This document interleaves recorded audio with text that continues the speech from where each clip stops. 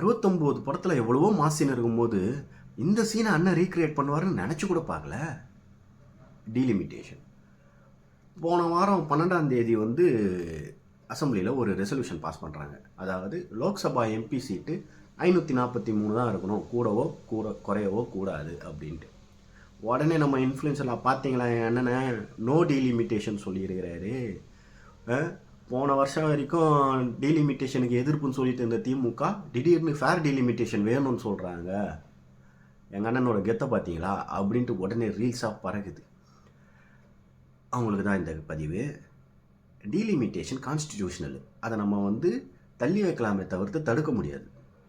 5 மாநில முதல்வர்களை கூப்பிட்டு திமுக இங்கே ஜாயிண்ட் ஆக்ஷன் கமிட்டி நடத்தும் போது நம்ம ரிப்பன் பில்டிங் இருக்குதுல்ல, அங்கே பெருசாக போர்டு வச்சது ஃபேர் டீலிமிட்டேஷன் தான். அவங்க ஒன்றும் மாற்றிலாம் பேசலை.